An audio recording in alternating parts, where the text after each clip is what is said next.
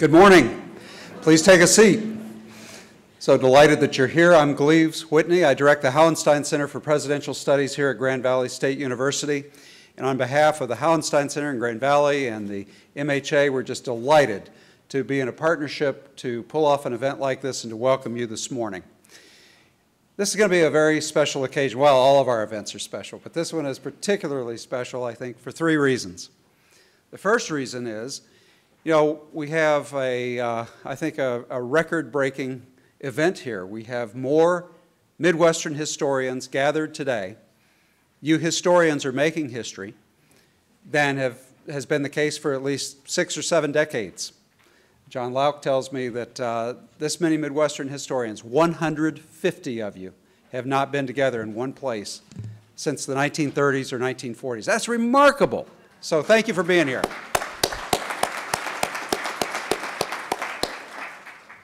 Now I'm going to give you just a couple of numbers.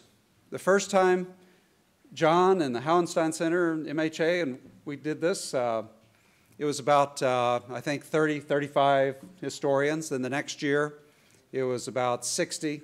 Last year, our third event, I think it went up to about 100. This year, 150. That means that there are going to be a lot of new people who are with us today, including our keynoter who's coming up here in just a few moments. So the second reason today is very, very special is we're going to get to hear some new voices and get to integrate their works, their insights into our own work. So we're excited about that. And the third reason, I think a lot of you, if it's like the 3 previous years, are going to leave today and you're going to be fired up. You're going to be inspired.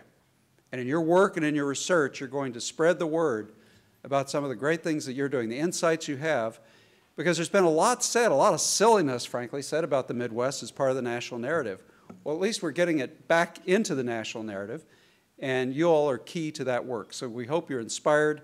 We're going to learn a lot from each other today, and I'm very excited to host you. So thank you for being here. It's now my privilege to welcome John Lauk up, the historian extraordinaire of the Midwest. Please give him a hand.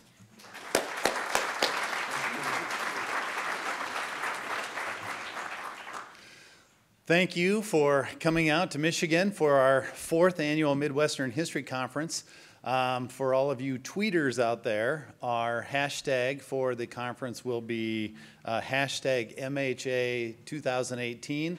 We have a pretty big presence on the web in terms of social media, Twitter and Facebook, so please send out a few tweets about the conference. It helps us get the word around.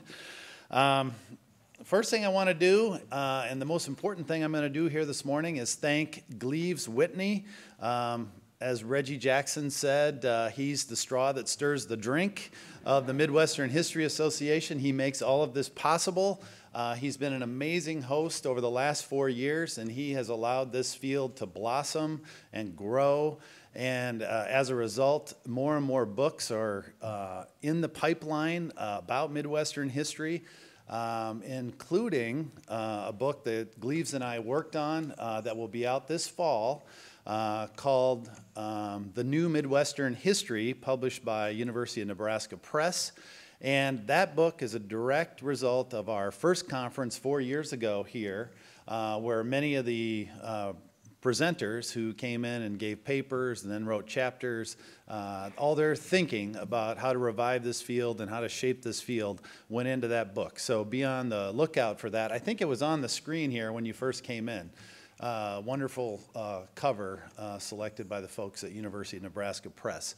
But that is only the first product of this conference. I can't go into all the details now, but there's many books being planned, many books in the pipeline, several coming in the next year or so that will focus specifically on the Midwest as a region. So we have a real boomlet going for studying the region. Second thing I wanted to do was just to recognize Ralph Hauenstein, who is the namesake of this center. Ralph, up until a couple years ago, came to our conference, sat in the first row. He was 102 years old at the time, and he loved history, and he loved supporting this conference, and he was a proud Midwesterner. He was from Michigan, World War II vet who came home to start a newspaper and work in the newspaper business, and he just loved Michigan and the Midwest, and he wanted to learn more about it. And so he was a big supporter of everything we were doing, and I ask you to think of Ralph and his legacy as we continue our conversations here today.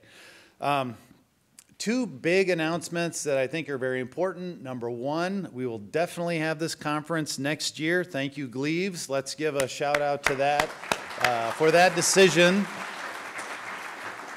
And secondly, by popular demand, the conference will be expanded next year into 2 days.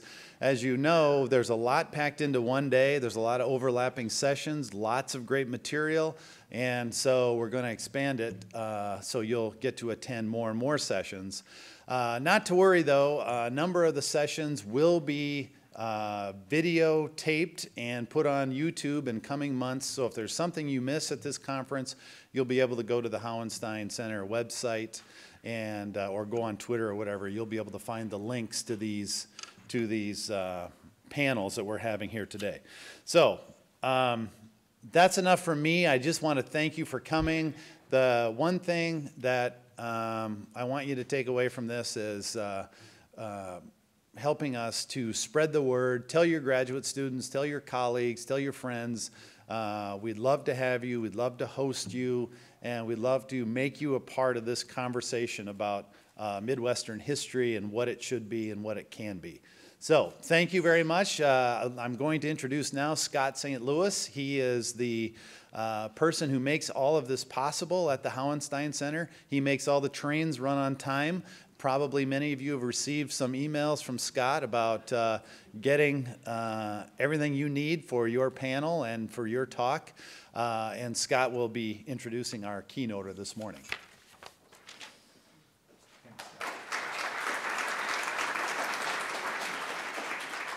Well, good morning, everybody, and thank you, John.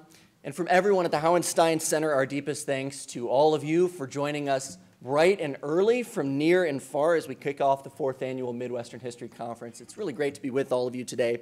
As John said, my name is Scott St. Louis, and I have the privilege of serving as the program manager for the Common Ground Initiative in Hauenstein Center here at Grand Valley State University. And it's my pleasure to introduce our morning keynote speaker. But before I do so, just a quick update for all of you. We're going to be handling questions and comments on note cards at the end of Professor Trotter's presentation this morning. So if a question or even a comment comes to mind while you're listening to the talk, please just write it down on one of the note cards provided to you, hold it up into the air, and a Hauenstein Center staff member will come and get it from you. And with that in mind, please allow me to introduce Joe Trotter, who is the Giant Eagle Professor of History and Social Justice at Carnegie Mellon University in Pittsburgh, Pennsylvania, where he also serves as the founding director of the Center for African American Urban Studies and the Economy. Professor Trotter earned his bachelor's degree from Carthage College in Kenosha, Wisconsin, and his master's and doctoral degrees from the University of Minnesota. He's delivered scholarly presentations throughout the United States, as well as in France, Germany, Russia, the Netherlands, and the Middle East. Professor Trotter is a distinguished lecturer with the Organization of American Historians and a past president of the Labor and Working Class History Association. Currently, he serves as vice president of the Board of Trustees for the Heinz Regional History Center in Pittsburgh, which is a Smithsonian affiliate.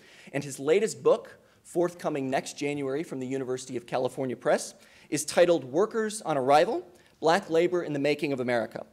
Professor Trotter's presentation today is titled just a bit differently from what's noted in your program. The talk is now called Toward a Regional Synthesis of the Black Working Class, the Urban Midwest from the American Revolution to the Post-Industrial Age. Please help me give a warm welcome to Professor Trotter.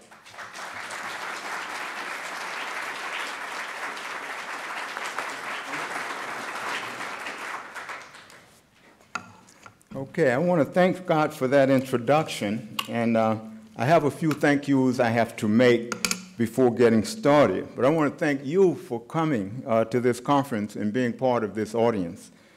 Eric McDuffie is the person who sort of contacted me about participating in this event, and I want to thank Eric for bringing this event to my attention and making it possible for me to be here today. But also on a note of institutional note, I do want to thank John Lauk, the founding president of the Midwest History Association, for all the work that he has done and is still doing on behalf of Midwestern history. Pam Riney Kerberg, the current president of the Midwestern History Association. I want to thank you because I know how much work it is to really head an organization of this type and to really help convene a conference of this nature.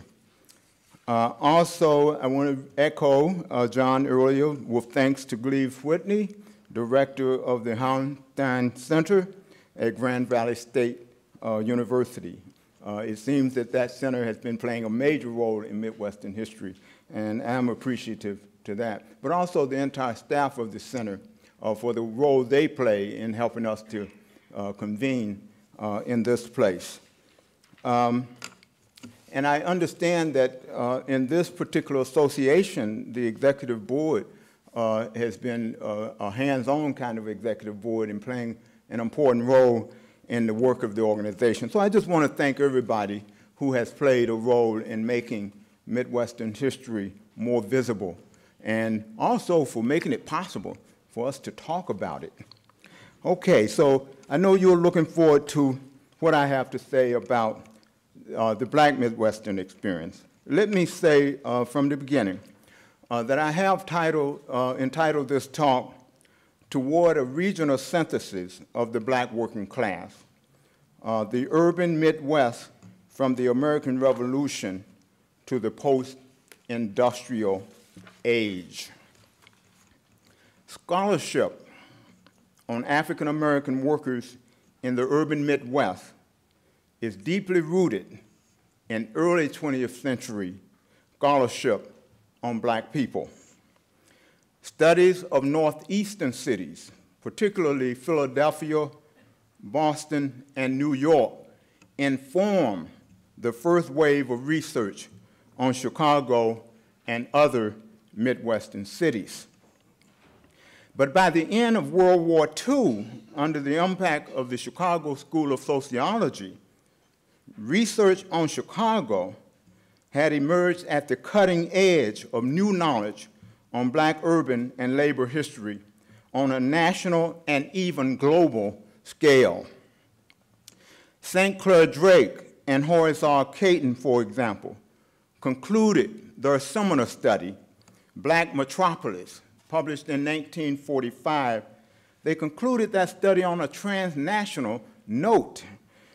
I quote, "So it is really only one world. The problems that arise on 47th Street circle the globe. A blow struck for freedom in Bronzeville finds its echo in Chongqing and Moscow, in Paris and Senegal," end of quote. During the second half of the 20th century, however, scholarship on Chicago continued to take the lead, but research on other Midwestern cities also helped to revamp our understanding of race, class, and social change over the course of the century. Today, focusing on Chicago, Detroit, Cleveland, St. Louis, and Milwaukee, this talk explores the transformation of knowledge on Black workers in the urban Midwest from the foundational years of the early 20th century through recent times. This talk will underscore how a century of innovative scholarship enables a fuller and more comprehensive narrative of Black labor and working class history. This talk will also call attention to the ongoing interplay between research and writing on the one hand and movements for social justice, equality, and human rights on the other.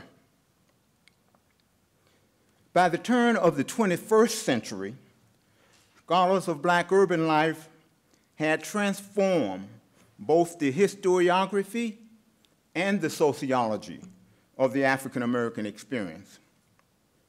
Whereas the earlier studies focused on the industrial era and emphasized the impact of class and race, the new research accent the complicated intersections of race, class, gender, and sexuality in the development of the black working class.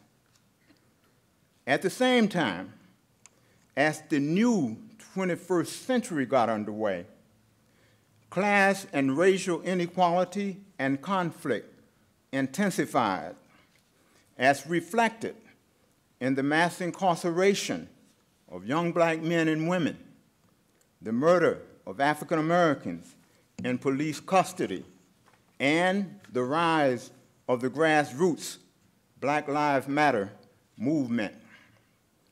These trends in African American and American life picked up steam and came to a head during the election and re-election of Barack Obama as the first president of African descent.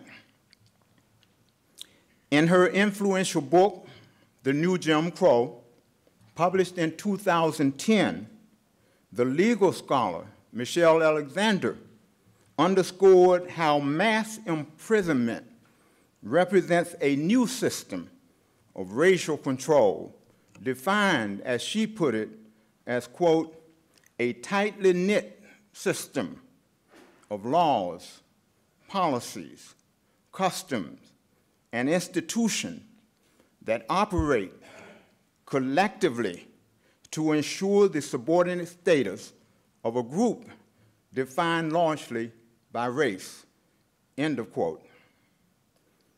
Under the impact of these changes, early 21st century scholars focused increasing attention on the emerging post-industrial years in African American history. They covered the collapse of the old Jim Crow order, the emergence of what we might call a new equal opportunity regime, the growth of the black middle class, and the fall of the manufacturing economy, along with rising unemployment and the spread of urban poverty. As we approach nearly a century of research and social justice struggles in the urban Midwest and the nation, scholars and activists are again expanding the agenda of African American urban, labor, and working class history. In addition to ongoing research on the industrial age, along with emerging studies of the post-industrial moment, recent scholarship includes case studies of the pre-industrial period, transnational and global themes, the carceral state and policing, and studies to some extent of the Midwestern black experience in comparative transnational perspective.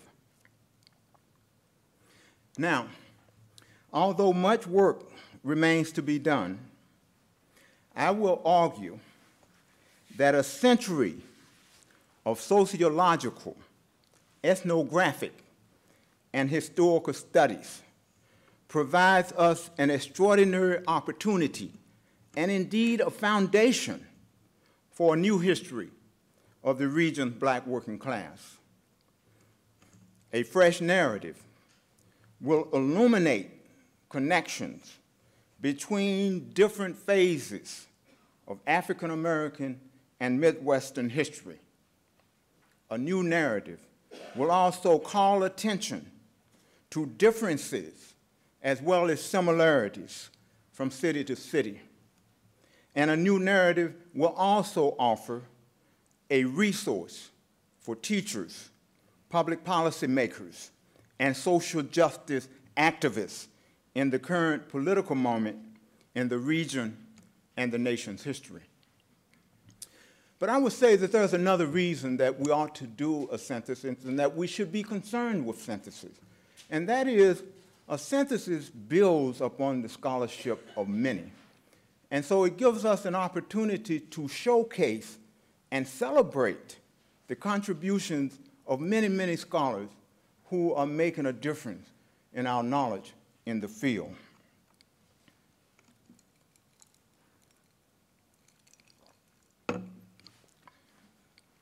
But what will this synthesis of existing scholarship, what will it look like? What shape will it take?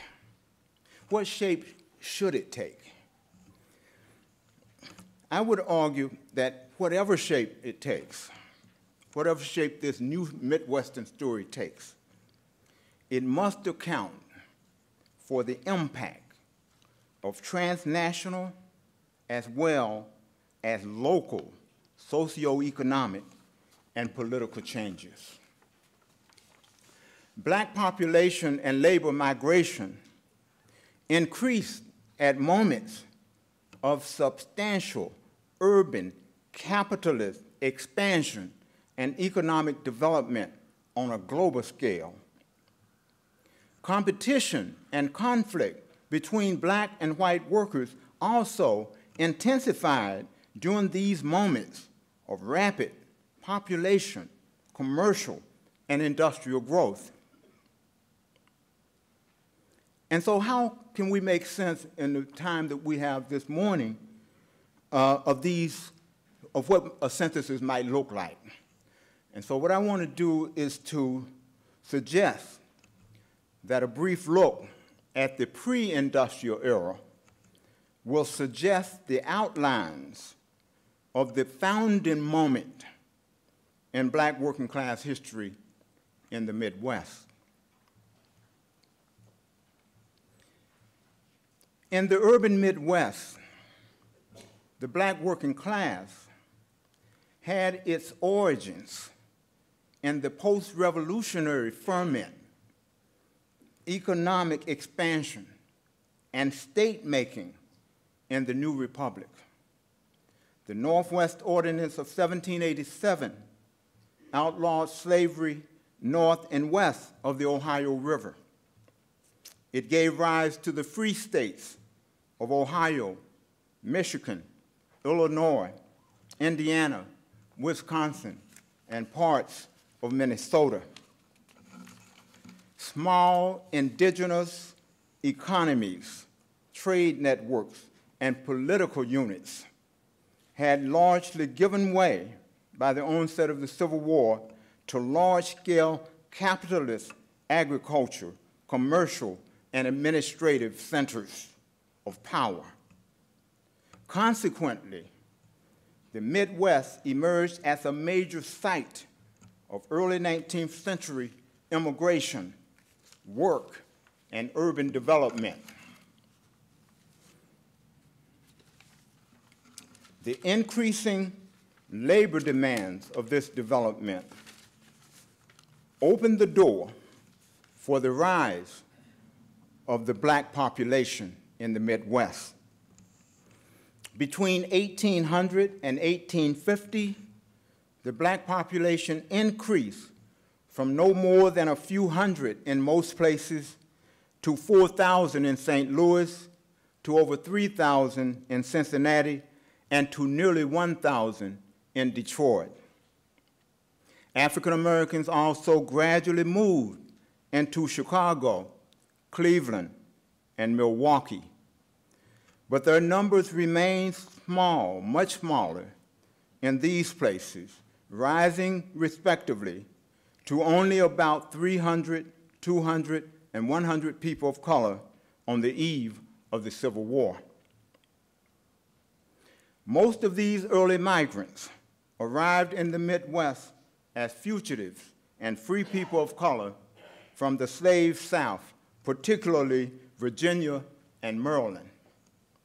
For many of these early migrants from the South, the Ohio River became River Jordan, or escape from Egypt. It separated their former lives as enslaved people from the promise of a new life on free soil. Other blacks entered the early Midwest as free people of color from northeastern states. During the late 18th and early 19th century, Pennsylvania, Massachusetts, New York, and other slave-holding northern states enacted gradual emancipation laws and slowly liberated enslaved people. Emancipation set in motion the increasing migration of rural blacks to cities within and beyond the Northeast.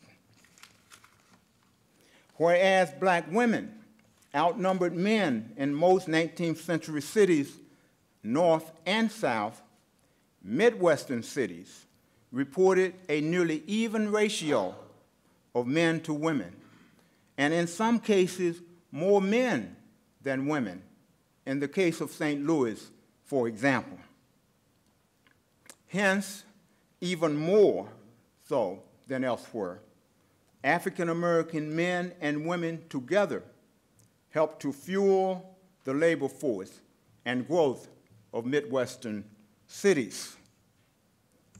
They worked as household servants, general laborers, and artisans. They worked in a variety of public, private, and commercial settings. But black Midwesterners, like their counterparts elsewhere, found their most prominent employment opportunities in the domestic and personal service sectors of the expanding economy. In the years after the American Revolution, increasing numbers of white men abandoned the barber trade as, quote, a servile occupation. They believed that barbering was unbecoming free citizen in the new republic. Thus, in the Midwest and elsewhere, the barber trade expanded as the most lucrative occupation for early 19th century black workers. As one historian put it, black barbers envisioned themselves as a kind of royalty. They were the knights of the razor. They transformed a job that urban whites perceived as servile into a badge of prestige, accomplishment, and even, quote, superiority. As one black newspaper man put it, African-American newspaper man, he said, quote, the Negro barber, as a workman, was an artist, end of quote. During the first 2 decades of the 19th century, significant numbers of African Americans also gained jobs as skilled craftsmen and women. Black men worked as carpenters, masons, blacksmiths, and shoemakers, while women took jobs in the skilled sewing trade as shirt and dressmakers. In Detroit, as late as 1850, nearly 25% of black men worked in the skilled crafts, mainly the building and construction trades. In Cleveland, at the same time, reports cite proportionately more African American than Irish immigrants in the skilled crafts. At the same time, in Cincinnati, reports show that at least 20 African American women worked as dress and shirt makers. But whether they worked in the domestic sector or as skilled craft people, African American labor reinforced the wealth and power of Midwestern elites. Middle-class white households turned increasingly to poor and working-class women to perform, quote, the drudge work. Black women performed a disproportionate amount of this hard labor. Household work entailed long hours, sweeping, emptying chamber pots, carrying water, washing dishes, brewing, looking after children, cooking, baking, spinning, knitting, carding, and sewing. They were hard at work. But household labor also exposed women to widespread physical and sexual abuse. In 1845, in the Wisconsin Territory, authorities reported the body of a slave woman lying in the water. The body was cruelly cut and bruised. The woman was whipped to death and thrown into the river during the night. She belonged to an army captain at a nearby fort.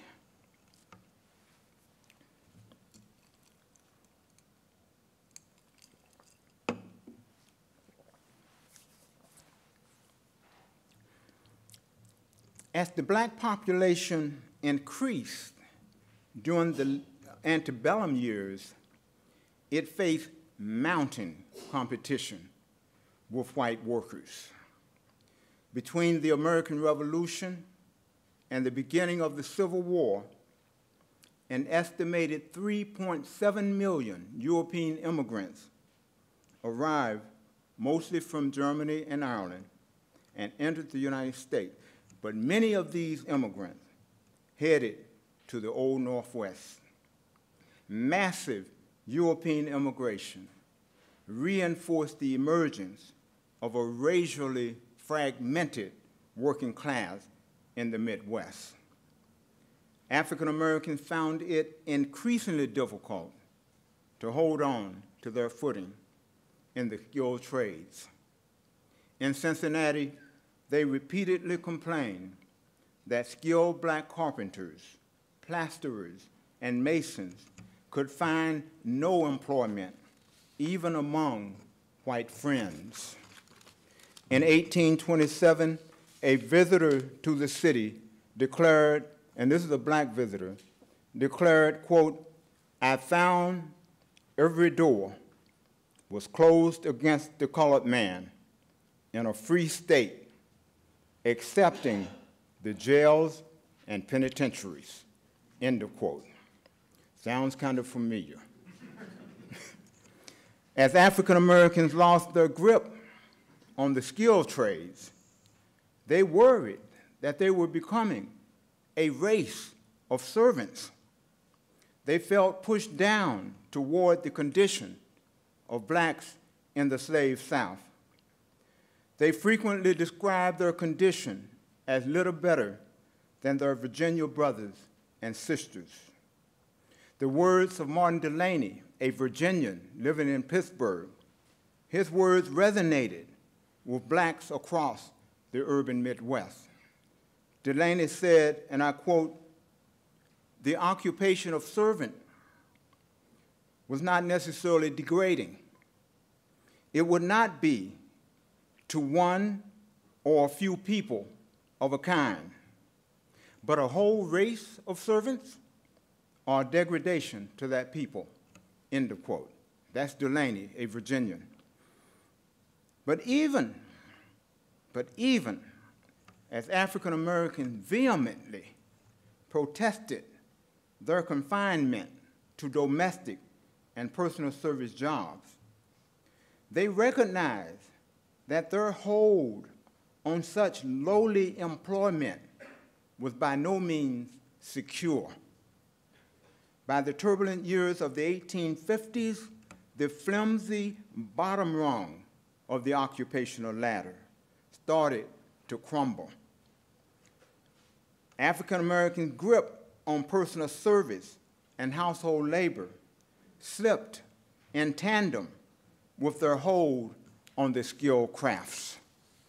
In 1853, following a national convention of black people in Rochester, New York. Frederick Douglass declared, and I quote, "Every hour sees the black man elbowed out of employment by some newly arrived white immigrant. Across urban America, white men are becoming house servants, cooks, whitewashers, and barbers," end of quote. But there were other factors that reinforced the decline of the economic status of blacks in the early Midwest. Limits on housing, the vote, and access to justice before the law reinforced and strengthened the color line in the 19th century economy. Early 19th century blacks lived and worked in close proximity to their employers, but residential segregation gradually, nonetheless, took shape by the late antebellum years. African Americans faced increasing barriers on where they could live, feed, and clothe themselves and their families.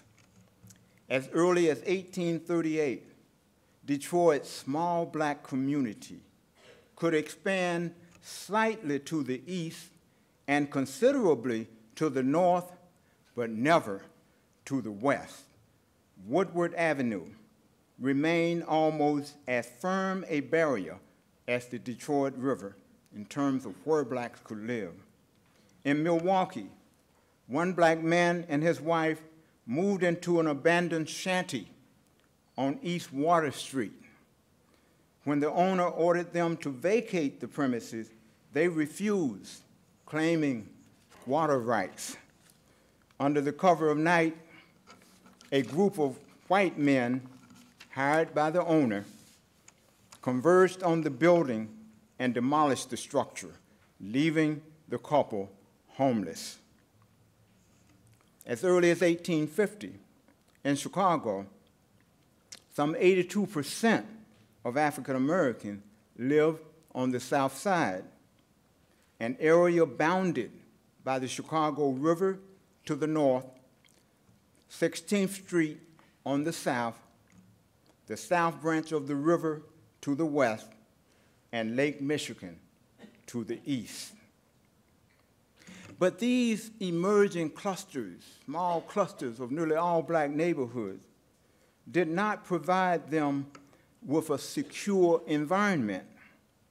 Mob violence broke out against these small black communities before and during the Civil War. In Cincinnati, a mob of some 300 white residents attacked and destroyed the homes of black people, forcing many to flee for their lives. In Detroit, when authorities prevented the lynching of a black man accused of rape, one report stated that a mob, quote, went like a volcano sweeping along the dwellings of colored people, end of quote. A Milwaukee mob overpowered the police chief and two deputies, broke into the local jail, and lynched a black man accused of murdering an Irishman. The crowd marched the man through the streets and hanged him on a pile driver near the Milwaukee River. They left his body hanging until policemen later arrived and cut it down. In Chicago, the Daily Tribune produced a long editorial under the title, "Mobbing Negroes." The paper described how 400 or 500 Irish workers violently attacked a small group of about a dozen black workers on the lumber docks. Some members of the crowd declared that it was, quote, degrading for them to work alongside blacks on equal terms when their own brothers were unemployed. mob violence was aided and abetted by a variety of forces in the Midwest. These included, most notably, the American Colonization Society, the ACS, the Fugitive Slave Law of 1850, and the disfranchisement of free people of color across the Midwest. The ACS vigorously campaigned to remove free people of color to a new home on the west coast of Africa. ACS members firmly articulated and believed that black and white people could not peacefully inhabit the same democratic society. This racist belief also fueled grassroots white violence against free black communities in the Midwest and elsewhere in rapidly urbanizing America. But despite their small numbers, and despite the huge odds against them, African Americans in the Midwest challenged disfranchisement, economic inequality, and mob rule. They launched their own independent church and fraternal movements. They built their own predominantly working-class communities. All along the banks of the Chicago River, contemporary observers reported the emergence of small black Baptist and Methodist churches, one of them a branch of the Philadelphia-based African Methodist Episcopal Church, AME. By the mid-1840s, African Americans in Detroit had established the Second Baptist Church, the Bethel African Methodist Episcopal Church, and the St. Matthew's Protestant Episcopal Church. In rapid succession, Cincinnati blacks founded the Bethel AME Church in 1824, the Union Baptist Church in 1831, and the Zion Baptist Church in 1843. Across the Midwest, black workers regularly pooled their resources, skills, and labor and constructed sometimes imposing new brick buildings. But black churches were not only a sort of a service to the spiritual needs and the community building activities of blacks. These units were also stations on the Underground Railroad. They were points of resistance to the fugitive slave catchers, and they were vehement opponents of the activities of the American Colonization Society. On June 27, 1843, the Colored Vigilant Committee met in Detroit's Second Baptist Church. The gathering declared in no uncertain terms that, quote, all history shows and our experience proves that the rights and liberties of a people must be obtained by their own exertions. And it is high time we put our shoulders to the wheel, end of quote. In 1839, when Ohio colonization met to revive the dormant state chapter of the ACS, African Americans swiftly convened at a Methodist church. They voiced their, quote, unmitigated and unqualified opposition to the ACS and efforts to remove free people of color from American soil. But we must not overestimate this struggle to maintain on American soil. The African American vision for emancipation, citizenship, and human rights was not limited to U.S. soil. On their own terms, they formed their own immigration unions. They explored the feasibility of moving en masse to Africa, Canada, and the independent Black Republic of Haiti. On the eve of the Civil War, Milwaukee, and by the way, some Midwesterners joined about 6,000 blacks who moved to Haiti during the mid-1820s. On the eve of the Civil War, Milwaukee's black community selected a representative to visit Africa to, quote, gain insight on the best ways to labor in the cause of African nationality and improvement, end of quote. Somewhat earlier, a group of Michigan blacks attended the North American Convention of Colored People in Toronto. Two of Detroit's leading emigrationists, William Monroe and Henry Bibb, soon moved to Africa and Canada, respectively. Bibb initiated a biweekly publication called The Voice of the Fugitive. He not only urged the immediate abolition of slavery in the United States, but also advocated the migration of, quote, every oppressed person of color from the United States to Canada.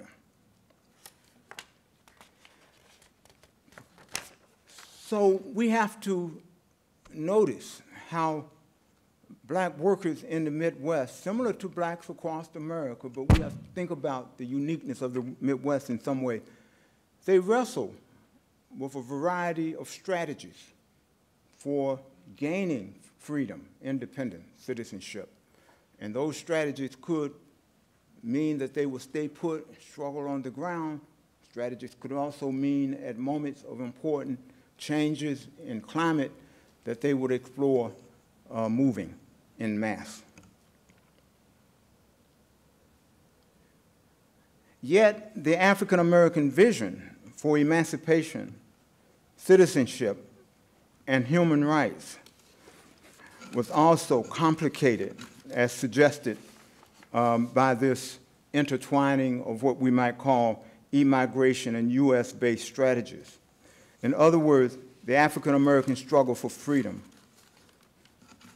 was not only a story of racial solidarity and community cohesion, it was also a tale of internal status, class, ideological, and gender conflicts.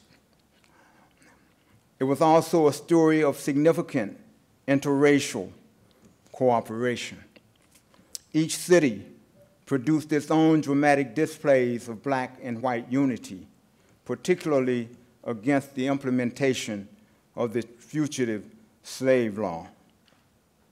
I'm trying to problematize an issue here that I don't have much time to flesh out, is that African American workers exhibited extraordinary unity, but they also encountered internal division that were significant in terms of being able to forge an agenda.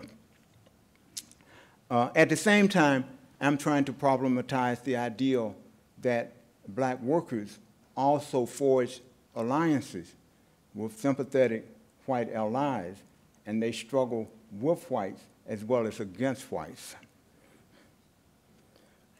And I'm trying to problematize, before I complete my talk, another issue. The rise of the pre-industrial black proletariat was by no means uniform from city to city.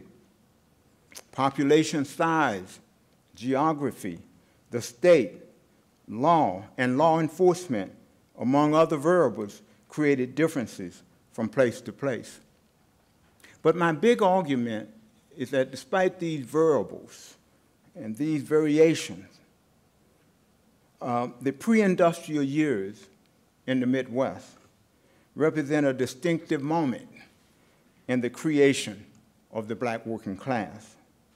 It provides a unique backdrop for understanding the rise of the industrial working class during the 20th century. It is also instructive for the current moment in African American life, labor, and politics. So in conclusion, I want to say a few things and then give people a chance to comment or raise questions. In conclusion, A century of scholarship provides the foundation for a new history of the black working class in the urban Midwest. The Midwest was the first land of hope, or promised land, for many Southern black migrants who moved to the region during the early 19th century. It was also a land of great disappointment, disfranchisement, and mob rule. Therefore, early 19th century black workers and their communities looked beyond the Midwest and the United States for economic development, political independence, and citizenship. At the same time, antebellum black workers intensified their fight for citizenship and economic equality on U.S. soil. They carved out a place for themselves, their families, and their communities inside the American Republic. In other words, however precarious their place might have been, black workers helped to write their own history, the history of the Midwest and the history of the nation. This was an extraordinary accomplishment with profound implications for today's black working class. It suggests that today's black workers will write the next chapter of its own history, of their own history. And today's black workers will also help to shape the post-industrial age as it continues to unfold. Thank you.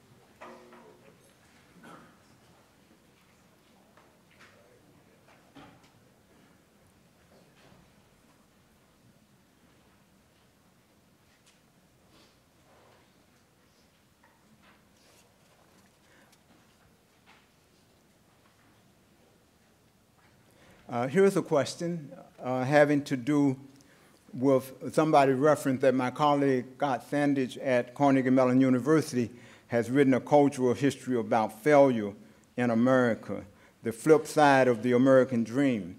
And so they want to know, how have African American workers understood and modified the American dream in light of the discrimination they have always faced in the Midwest, for example.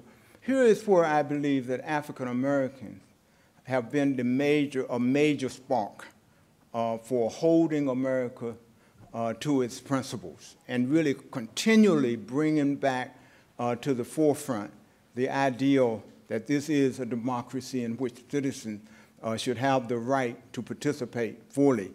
And so I think that to the extent that freedom has expanded over the years to include women, diverse minority groups, and so on, I think the African-American struggle has been an important catalyst for a lot of these changes. And so that's the way I would respond to this question, that African-Americans, of course, have a problematic relationship to the American dream, but at the same time, they understand that freedom, equality, human rights, all of those things are products of struggle, ongoing struggle, and commitment to the human agenda. And so that's the way I would answer that particular question. Here's another question about race and social class, that they are deeply intertwined in American history. What might your research tell us about how contemporary change will affect U.S. politics and economics in the years ahead? Here is a challenge for me. I really think that we've got to get a handle on the changing configuration of class, what class means in the contemporary world. In the field that I worked on in the industrial period, you know, we were able to see changes under the impact of black migration and movement into the industrial sector and the dynamic relationship between black and white workers in the labor movement, shifting with the CIO and the rise of the Communist Party. All of those things gave us a sense of the positioning of class in the United States. But today's world, with the service economy, we have to look more closely at what's happening. And also in the periods that I work on, nurses, school teachers, social workers, you know, they took a position that was sort of middle class, you know, sort of favored position. And so that working people were defined in a way against a class structure that was maybe more defined than it is in today's world. And so I'm thinking that we need to figure out where the middle class stands. A lot of black workers, you know, I think along with white workers in some ways have moved out of these manufacturing jobs into more and more service-type jobs. And the way they redefine their class position is something that I think we need to work out. And so that question, I think, is one that's open. My own sense is that we need more studies that look at the way black workers were not only unemployed by deindustrialization, but the way they were reemployed in certain industries and how that reshaped the class structure moving forward.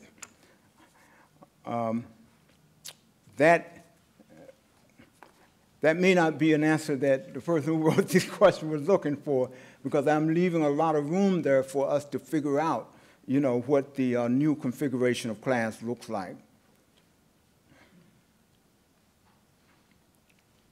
Wow, this is one that I would hope somebody would help me with. How will the rise of artificial intelligence and globalization impact African American workers differently, if at all? To what extent will these developments play out specifically in Midwestern cities? This is still part of, I think, the project of understanding the configuration of class in the current moment. And so I'd like to be able to ask if somebody would help with this. What are your thoughts? Many of you are working on these contemporary issues in a way that I am, as a historian, I'm only beginning to grapple with.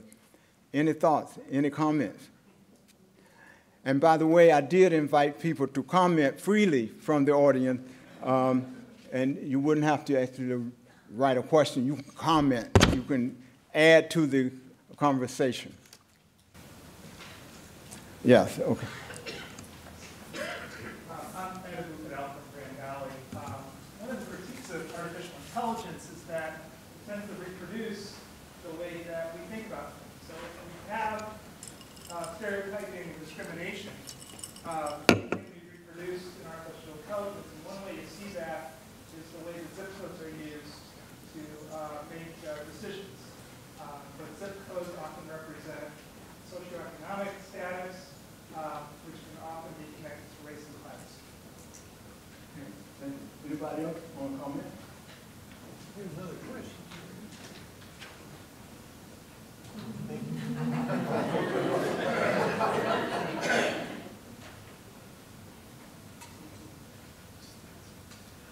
Or the communities that they created. Yes. Yeah, this question has to do with the early 19th century black community.